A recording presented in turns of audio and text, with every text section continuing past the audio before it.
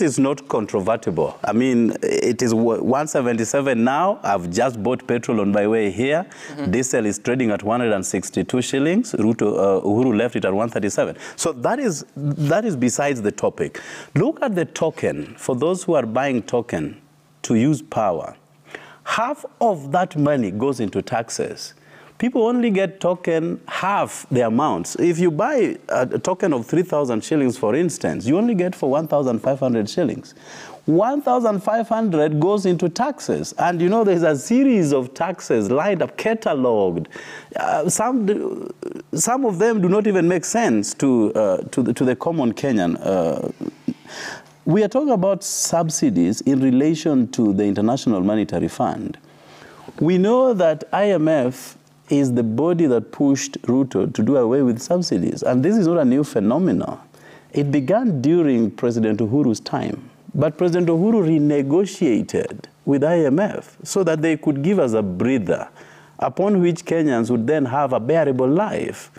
When Ruto came into office, he chose not to engage with anybody. And by the way, he said his government is not going to engage with anybody. And true to his word, instead of renegotiating with the IMF to give us, you know, a little of relief, he just chose to do as IMF wishes. And this country does not belong to IMF, and neither does it belong to World Bank. This country belongs to the people of Kenya. And therefore, if there is an issue touching on the lives of Kenyans, then we need to renegotiate.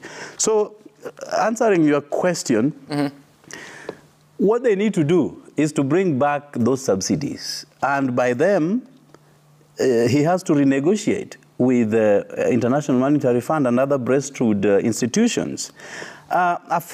He presented some fertilizer a few days when he got into office. And I do not know whether he works in tandem with meteorologists. They could have told him that this is a wrong time to give fertilizer.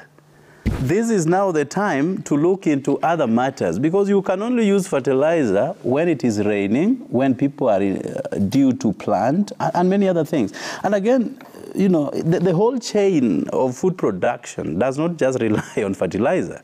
You know, you need to plow your land, you need to get seeds, you need to weed and reweed, all that process. But Ruto was so quick. I don't know where he got this cheap fertilizer, which is not available anyway. But, you know, the gusto around it, you know, the advertisement about this fertilizer that he was talking about. You don't know in my village, I haven't found this fertilizer.